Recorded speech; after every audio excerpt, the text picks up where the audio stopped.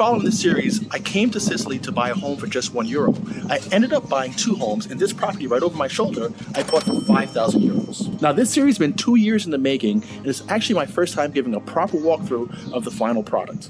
If this is your first time here on ENTP Life, on this channel I mostly talk about real estate investing and my healthcare businesses, showing you business hacks so that you can be able to go out there and do the same. Ultimately, the people who are watching this channel, I want you to be able to repeat what I do so that you can go out there and live your own dreams. If this is your first time coming across this channel, make sure that you like this video and subscribe, because if you subscribe, you'll be able to see all the updates on these €1 homes and cheap properties in Italy. What the hell's going off? My name is Carl Pierre, and this is ENTP Life. Ah, these bells, man.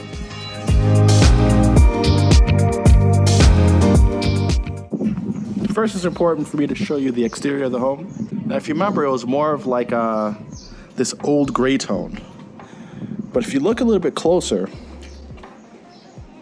this stone has more of like a tan tone to it. So what we did was that we did stucco on the upper portion that isn't the natural stone and made it look like natural stone, etching in blocks. And where the natural stone was intact, we actually redid the mortar and polished the stone so it came back to life. Also, we extended this gutter so that it drains to the street rather than shooting out this joint where it was before.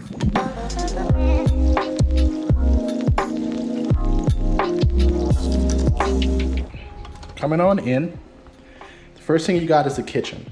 Now, this kitchen is actually an IKEA kitchen designed by my friend Cecilia. She's actually helping me manage these projects while I'm abroad. We actually went a whole lot further than we anticipated because we redid the entire walls. All the walls were plaster. They're now in drywall. And this kitchen here, believe it or not, only costs $5,000. It has a microwave, stove, induction cooktop, and it also has a built-in fridge. So all of that for less than $5K. The freezer's down below. Now, a few things that I need to still do in this space is that, one, I gotta decorate this wall. It's pretty plain. Planning on putting a couch right over here somewhere, just like a little seating area. This little cutout here is gonna be storage for all my supplies. That's toilet paper, towels, bed sheets, anything that my Airbnb guest or host will need to kind of keep up with the place. So there'll be a door that matches the doors upstairs. Over here, we're going to add just one shelf about 1/3 of the way down, and it's gonna allow me to decorate this little cutout. Maybe I could store wine there, flowers, something to just give the space a little more visual appeal. Now, if you could see, I actually kept the original floors. They weren't bad, and I felt that I was gonna go mostly with a white to gray color scheme, and these fit perfectly. Another thing I added are these ductless air conditioners. So these are both air conditioners and heat, and what that's gonna do is obviously keep the space cool in the summer, warm in the winter, but it also helps to extract the moisture from this house. These houses were built, hundreds of years ago, so they didn't have really good ventilation or drainage. So it's important that you are able to let the house breathe a bit and also have some sort of climate control to keep it more or less in a dry state. Moving on here, some more cutouts. Now this is right where I have kind of storage. My idea is that down here, luggage could fit, so when a guest comes, they can just tuck away their baggage right there. It gets out the way, so it's more or less storage. And then I'm gonna have some doors here, again for supplies. So I'll block that off so that this doesn't look this way, and people are gonna be able to store their things also in these areas, as well as additional sheets, toilet paper, those sort of supplies. Now this is always where it gets a little bit funky. The staircase in this house, to me, it's hilarious. So if you kind of look, this opening is maybe 5 feet tall. That's it. So when you go up these stairs from the side, you gotta walk up these stairs, duck, because I've hit my head there like, I don't know how many times. And then you get to this staircase. Now, another thing to see is that I still haven't put in the final light fixtures yet. So I have to get light fixtures for this light here and this hall light. These stairs are actually marble. marble tops, marble backings, which is pretty cool. And the first room off to the right, if you remember, was the bathroom. Okay, now I've highlighted this bathroom a few times so far, just kind of giving an idea of where we're going. The design was to have this gray feel. I've never used resin floors. It's the first time I've used resin floors, so it's just experimenting with it. Can't really say that I love it, but it's working for now.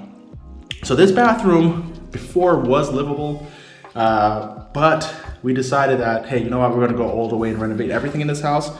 So we did the bathroom over completely. Over here used to be a bathtub, if you remember. Now it's a standing shower. They decided not to put another door here, and I don't like that because when I shower, it splashes all the way out to here, and I gotta dry the floor out every single time. So we're gonna add one more shower door, maybe something that slides or rolls, just to kind of block that water. You got a wall unit toilet. Got my little Buddha, happy Buddha down there. And floating sink, we went with black fixtures. We gotta add a towel rod here. And of course a toilet paper roll. Right now my toilet paper storage is down there, but we're gonna have a little black roll or dispenser and a towel rack right here. Now what's cool about these LED mirrors is, for those of you who do any filming or even makeup work, it eliminates shadows. When you're on it, you don't get any shadows over here, over here, over here. And for people who wear makeup, especially women, these are really great. They light you really well. And I'm not sure if you can tell from the video, but you're not gonna get any shadows in the usual places, like if you had a top lit vanity. So sometimes in my other house, I have a round mirror. Again, it's kind of like a beauty light or like a round beauty dish. It really gives you good visuals when you put on your makeup, something that I think about for the ladies. Now going into the bedroom, this is the only bedroom in the house. And if you remember, I was like, I'm gonna pull out these floors. But it turns out that these floors cleaned up pretty nicely. Still, I'm not the biggest fan of terrazzo, but I did play off of it. If you look really closely, it's a combination of like quartz. This looks like some sort of shale or clay sort of stone.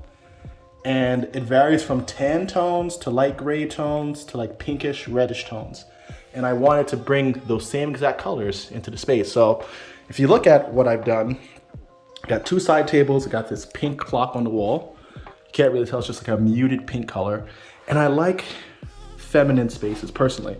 If you look at how I design, I mostly design feminine-like spaces, but this space I went a little more neutral. That's why I have the black light stands, the more rustic looking light fixtures on the walls, this black mirror, the black background, but the feminine photo, and of course, pink throw with some accents on the pillows.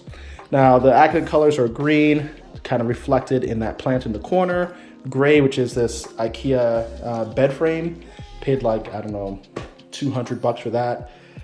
All of this is mostly from IKEA and actually from this Chinese market that's in the neighborhood. It's like a dollar store. And then here we built in a closet. Remember I was gonna keep the furniture that came with the house. Again, Cecilia decided that it would look a lot better if we did something new, and she's right.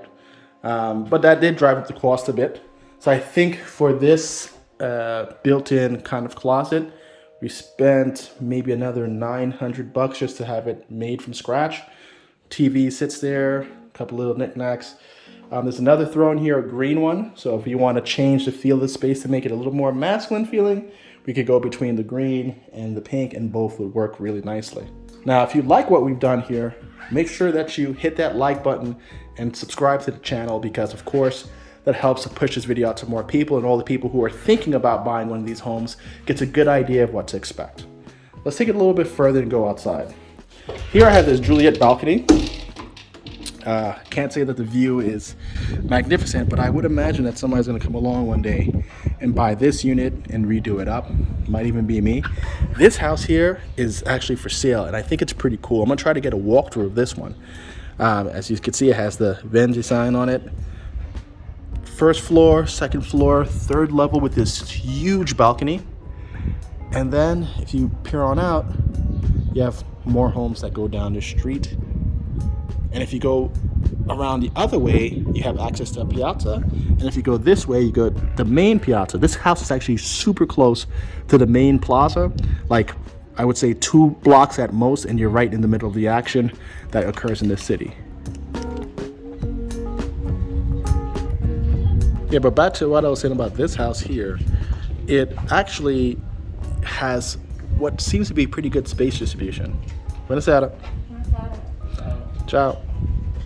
And what I see is, like, obviously it hasn't been kept up the best, but it's not in complete ruin. Like, the facade is still in pretty good shape. The door is showing its age. But I think if you put a little bit of elbow grease, you could have a more wider format home, and the house is going to be like the traditional depth. This is a pretty good distribution compared to some of the other houses. Like, if you look at this one here, it is only, what, maybe 15 feet wide, like my house is about 15 or 20 wide. It's a little more narrow because you see here I got a little more space, maybe another 9 feet compared to this house, which is only like 15 wide, and it goes probably 20 deep. So it's a smaller distribution. But this one is much, much larger and much, much more comfortable if you were thinking about getting something to stay in full time. So there you have it. This is my $5,000 home that I bought here in Sicily. You got a good sense of what it looks like, what is possible with these cheap Euro homes, and what you could probably do if you come on out to this town or any other town in Sicily and invest in these homes. Now, one thing that I've done is I've actually collaborated with Cecilia so that we are gonna bring some of these homes to market in 3 price points. The first price point is gonna be like sub 5,000 euro, that like entry-level price point where homes are going to need a good amount of renovations. And then we have a mid-tier price point, which is like from 5,000 to 30,000. Those homes are going to be more or less move-in ready, kind of like this house. This house we could have moved into, cleaned it up, and been fine, and just kind of worked on it as we went. It had a working kitchen, working bathroom. It was a little dank, but I think honestly, a good cleanup, and that house would have been livable. But at that $5,000 to $30,000 range, that's going to be the intention, to get homes that people could actually move into and be comfortable in and progressively renovate. The sub $5,000 price point is really for those who want a complete project house. I don't think in the sub $5,000 range you're going to get something livable. And above $30,000, we're going to keep it from $30,000 to about $99,000 or sub 100K, and bring to you homes that are fully renovated like this one, or homes that are in really, really good condition or large that don't need any work at all other than for you to move in. So we're gonna always have 3 homes available within those price points. If you want more information on that, just email me at info@entplife.com. Use the subject line Sicily and we'll get you some more info about that. The website that we've put together is cheaphousesinitaly.com. And if you go there, you get to see a little bit about what we do and how we're doing it, and see what properties that we have available. Now, depending on when this video comes out, that website may still be in progress. So if you see it's incomplete, not a problem. Just email me at info@entplife.com. And as things progress, I'll email you the updates and you can see what we have available. Please use the comment section below to let me know what you think about this home and if this is something that you'd probably do yourself. As always, thank you for joining me here at ENTP Life. Like, subscribe, and share this video with anybody that you know would love to retire in Italy or move on over here and live their life in Italy. Thanks again. Ciao.